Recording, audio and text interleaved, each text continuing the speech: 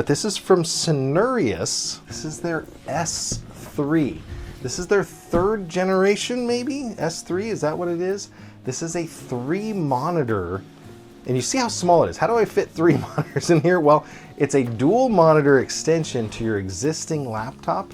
Now, I've got a 14-inch laptop over here. It's a touchscreen that would be excellent with this.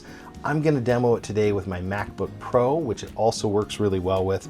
This will work with PCs or Macs. It's gonna offer you the ability to do screen mirroring, or you can do screen extension, which is the normal one.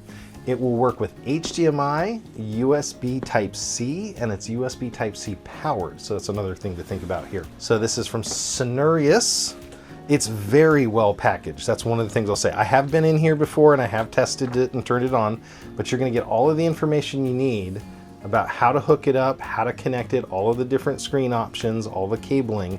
It's gonna tell you all about that. So there's the manual. Now it does come with a carrying case right off the bat. That's the carrying case. It does have a little basket, which I love for cords here. It's a bit heavy. I'm gonna say this is probably 3 pounds, another 3 pounds to your carrying.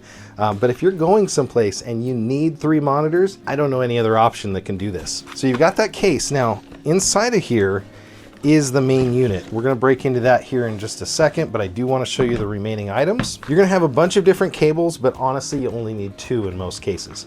So this is a USB Type-C to USB Type-C 90 cable. So this is a 90-degree angle. That's for one of the dual monitors. This is the other side. This is for the other side of the dual monitors. It's a left and right side unit. The rest of these cables you don't need unless you're gonna do something more advanced. Like if you wanna put a video game system on one side, you've got an HDMI to USB Type-C in there.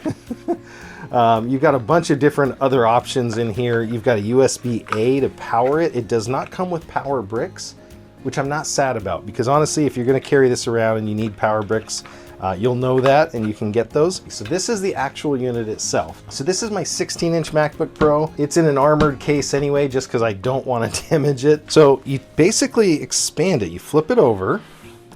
There's this padding piece here that keeps the screen, the inside screen, protected. You flip this other side over. Now the first time you use it, you can decide if you want to leave these covers on in between or take them off. This is gonna protect it from getting damaged. I put them back on here, but these are just some static covers.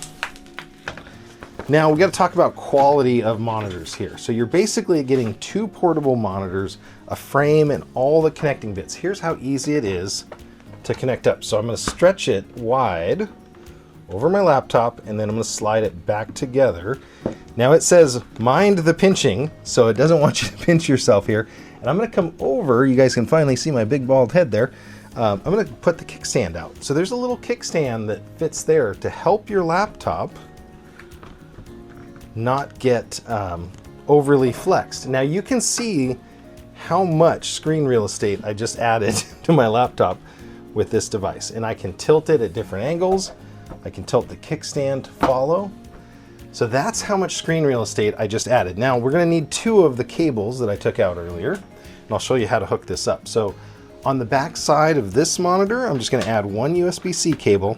So this is like a 2-minute hookup to when you get to wherever you're at. So now you can see I literally have that much screen real estate. So I have this full screen area. I can adjust it to different angles depending on the height that I want. So there you go. So you can see I have a left screen and a right screen. So now if I'm editing and I'm doing Final Cut Pro, right, I can actually use and say show in my secondary my timeline.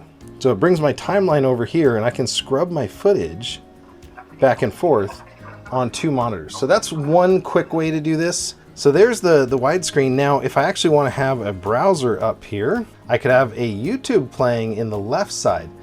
Now, this was actually kind of neat. So you can have your YouTube going. I can have my editing software here. I'm actually doing a lot more with Affinity Photo. So I can have my photo editing right here in the center.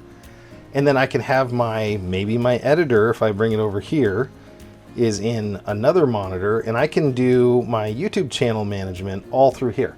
Or I can have an Excel spreadsheet, maybe my bank account, and something else in this third monitor. So it adds a ton of real estate. Let's talk about the specs on these. So they are 14.2 inch monitors. So 14.2, not enormous. Again, with a 16-inch laptop like I have here, you can see how much real estate it actually gives you. So it's not crazy big here, but it does give you enough, especially if you have a 14-inch laptop like I have over here, it would be exactly perfectly matched with the other ones.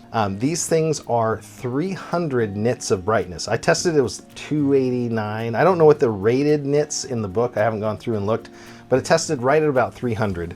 It is 99% of sRGB. So let's pull that up real quick. I'm gonna pull up the report on this one so you guys can see it. I did the test a little bit earlier. So this is a result from the Data Color Spider. I'm gonna bring this up for you guys to see here. One of the things I was worried about with a lot of portable monitors is they don't have very good color. Literally like 60% of the standard RGB palette. This has 99% of sRGB. So for gaming, it's gonna be covering the full gamut of what most games are tuned in. For creation of content and other stuff, I would see this as maybe a second monitor and use your main laptop if you're a creator like a MacBook for your color grading. But it has 77% of Adobe and 76% of the P3. The gamma is dead on for the 2.2 gamma curve, so grays are looking perfect on this thing.